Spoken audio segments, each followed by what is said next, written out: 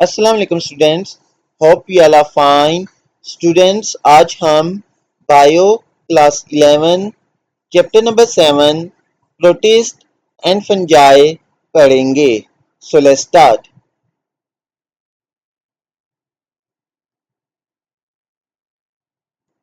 Protists are a diverse group of primarily aquatic organisms. They come in various shapes, reproduce differently, eat differently, and lead different lifestyles, making them hard to classify. Biologists believe there could be up to 200,000 protist species which are either single-celled or simple multicellular organisms with eukaryotic cells. The name protist comes from Greek word meaning the very first, highlighting the idea that protists were among the first eukaryotes to evolve. कह रहे बच्चों, जो protist है ये एक diverse group है mainly क्वेटिक organisms का। ठीक है, कह रहे ये डिफरेंट शेप्स में, different mood off nutrition, different lifestyles में होते हैं, इसलिए इनको क्लासिफाई करना डिफिकल्ट है। बायोलॉजिस्ट बिलीव करते हैं कि अप टू 200,000 प्रोटिस्ट स्पीशीज हैं जो कि सिंगल सेल हैं, सिंपल मल्टी सेलुलर हैं विद यूकेरियोटिक सेल्स। कह रहे हैं ये जो वर्ड प्रोटिस्ट है ये ग्रीक वर्ड से आया है जिसका मतलब होता है very first, and it represents the idea that protist was among the first eukaryote to evolve। और ये इस आइडिया को रिप्रेजेंट करते हैं कि ये फर्स्ट यूकेरियोट से जो इवॉल्व हुए। बच्चों, इससे पहले हमारे पास जो लाइफ थी वो प्रोकैरियोटिक लाइफ फॉर्म थी। ठीक है, जितने भी ऑर्गेनिज्म थे वो प्रोकैरियोट थे, तो जो फर्स्ट यूकेरियोट इवॉल्व हुए उनको हम कहते हैं protist. Protists are mainly defined by what they are not, as they don't fit into categories of plants, animals or fungi। कह रहा है कि जो ऑर्गेनिज्म प्लांट्स, एनिमल्स और फंजाई की कैटेगरी में नहीं आते उनको प्रोटिस्ट में डाल दिया गया, किंगडम प्रोटिस्टा में। ठीक है बच्चों, जो हमारे पास 5 किंगडम क्लासिफिकेशन है ना, तो फर्स्ट किंगडम उसमें हमारे पास आ जाता है किंगडम मोनिरा। उसमें तो तमाम प्रोकैरियोटिक ऑर्गेनिजम्स हैं, ठीक है, जो प्रोकैरियोट्स हैं जिनके अंदर वेल डिफाइंड न्यूक्लियस नहीं है। उसके बाद जो हमारे पास 4 ग्रुप्स बचते हैं, प्रोटिस्टा, प्लांटी, एनिमेलिया, फंजाई। ठीक है, अब प्लांट्स हमें पता है मल्टी सेलुलर होते हैं, यूकेरियोटिक होते हैं और ऑटोट्रॉफ होते हैं, जबकि एनिमल्स यूकेरियोट हैं और हेटेरोट्रॉफ है, ये ऑटोट्रॉफ से नहीं अपनी फूड प्रिपेयर नहीं कर सकते।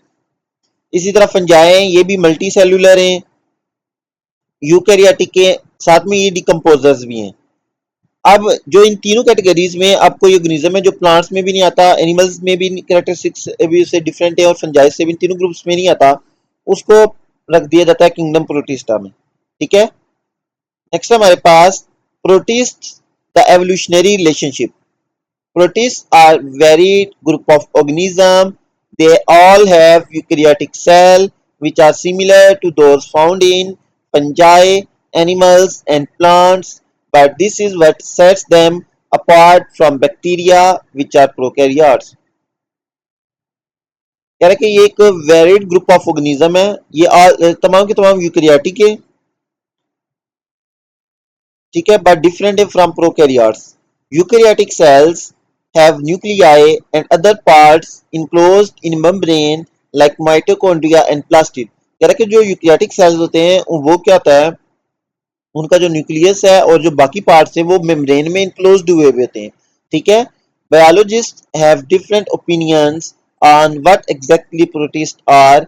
सम think of protist kingdom broadly including both those that are heterotrophs like protozoa, slime mold, and water mold, and those that are autotrophs like algae।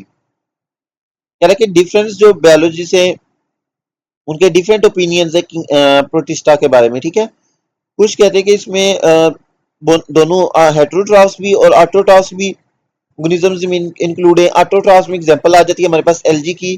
ठीक है, वो भी प्रोटिस्ट है। और हेटेरोट्रॉफ्स में हमारे पास protozoa, slime moulds, water moulds आ जाते हैं जो कि हेटेरोट्रॉफ्स हैं। ठीक है, नेक्स्ट हमारे पास phylogenetic origin, where they come from।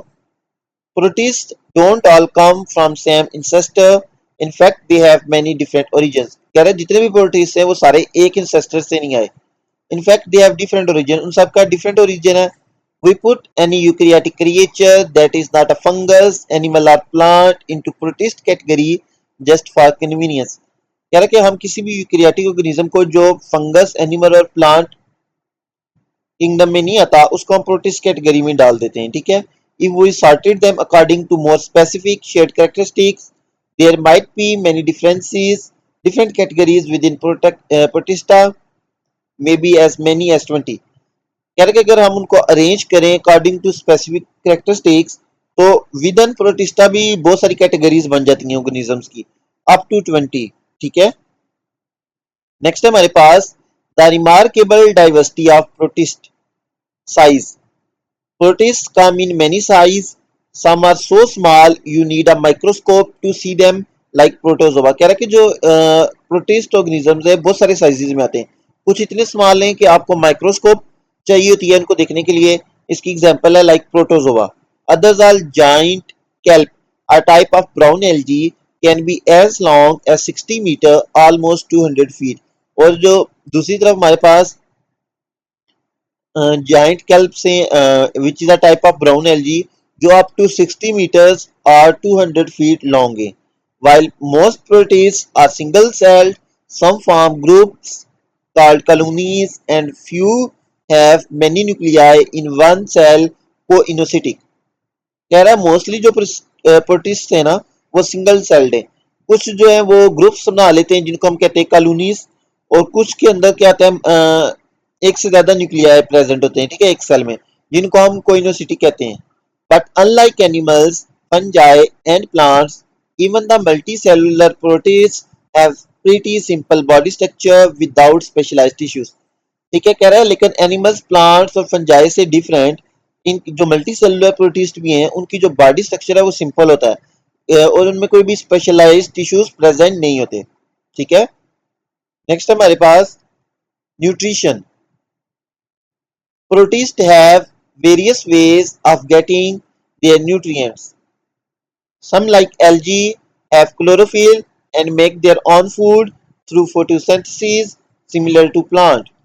Others, such as water molds, absorb their food much like fungi. Some, like protozoa and slime molds, are more like animals because they eat food from other living things। कह रहा है बच्चों जो nutrition है उनके पास different ways है nutrients लेने का। कह रहा है कुछ जो एल्गी वगैरह हैं उनके पास क्लोरोफिल है और वो अपनी फूड खुद प्रिपेयर करते हैं थ्रू फोटोसिंथेसिस जैसे कि प्लांट्स करते हैं। कुछ जो हमारे पास प्रोटिस्ट है लाइक वाटर मोल्ड, वो फूड को ऑब्जॉर्व करते हैं लाइक फंजाई। फंजाई ये करते हैं ना कि डेड जो ऑर्गेनिक मैटर होता है उसको डिकम्पोज करते हैं और फूड ऑब्जॉर्व करते हैं, ठीक है। नेक्स्ट कह रहा है कुछ जो है लाइक प्रोटोजोआ और स्लाइम बोर्ड्स वो एनिमल्स की तरह है, वो फूड क्या करते हैं बाकी ऑर्गेनिज्म से लेते हैं, ठीक है। नेक्स्ट है हमारे पास habitat diversity and mode of life. Protists are very adaptable and exhibit a wide range of habitat diversity. Most protists live in water, either in ocean or fresh water, and they are part of plankton community. Protists can also live in damp soil, leaf litter, and decomposing organic matter, where the presence of moisture supports their survival and reproduction। क्या कि जो protist हैं बहुत ज़्यादा adaptable हैं, सो एक wide range of habitat में ये रहते हैं। मोस्टली कह रहे प्रोटिस्ट जो वाटर में रहते हैं, ओशन में भी, फ्रेश वाटर में भी, ठीक है। उसके अलावा ये डैम सॉइल में भी प्रेजेंट होते हैं, leaf litre, decomposing organic matter में भी। Many protists are free living, while others establish symbiotic association with various organisms। Mostly protists जो है ना वो फ्री लिविंग होते हैं, लेकिन कुछ जो है वो symbiotic एसोसिएशन बना लेते हैं बाकी organisms के साथ। These relationships range from mutualism, where both parties benefit fairly equally, to parasitism, where one organism relies on other for its metabolic needs, either living in on or inside it। कह रहा है कि ये जो relationships हैं ये different type के हैं। म्यूचुअलिज्म भी है जिसमें दोनों जो एक दूसरे पार्टीज एक दूसरे को बेनिफिट दे रही होती हैं। टू पैरासिटम सिटिज्म रिलेशनशिप होता है जिसमें एक ऑर्गेनिज्म दूसरे पे डिपेंड कर रहा है मेटाबॉलिक नीड्स के लिए. Certain protist act as parasite infecting animals or plants, while others engage in symbiotic associations where they have mutually beneficial partnership with each other. कह रहा है कि कुछ जो है वो पैरासाइट के तौर पे काम करते हैं एनिमल्स या प्लांट्स को, जो भी इसका होस्ट है उसको इन्फेक्ट करते हैं. बाकी जो है सिम्बियोटिक एसोसिएशंस में भी होते हैं कुछ जो जिसमें दोनों एक दूसरे को इक्वली बेनिफिट दे रहे होते हैं. Some protist are extremophiles and can live in extreme environments such as snow, hot spring and acidic pond. कुछ जो होते हैं वो एक्सट्रीमोफाइल्स होते हैं और एक्सट्रीम इन्वायरमेंट में रहते हैं लाइक स्नो में, हॉट स्प्रिंग्स में, एसिडिक पॉन्ड्स में. Reproduction. Protists have diverse ways of reproducing. Protists can reproduce asexually without involving mating or sexually with both meiosis and syngamy, the union of gametes. Unlike animals, they usually lack multicellular organs nor do they form embryos. Locomotion. Most protists are motile at some stage of their life cycle and have various means of moving around. Locomotion. They can move by extending cell protrusions, a process called amoeboid motion, by using hair-like structures called cilia to create waves, or by propelling themselves with whip-like structures called flagella. कह रहा है mostly protist motile होते हैं और वो move कर सकते हैं डिफरेंट तरीकों से. लाइक वो क्या करते हैं, अपनी जो सेल प्रोट्रूजन्स हैं उनको एक्सटेंड करके मूव कर सकते हैं. जो अपने हेयर लाइक स्ट्रक्चर्स है उनको यूज करके, जिनको हम सिलिया कहते हैं, उनकी मदद से मूव कर सकते हैं. Or by propelling themselves with whip like structure और फ्लैजेला की मदद से मूव कर सकते हैं. Many protists use a mix of two or more of these locomotion methods, such as using flagella and amoeboid motions simultaneously. So student, हमारा ये टॉपिक कंप्लीट हो चुका है. होपफुली आपको समझ आ गया होगा. If you have any doubt you can ask in comment section. Please like share and subscribe my YouTube channel. Thank you.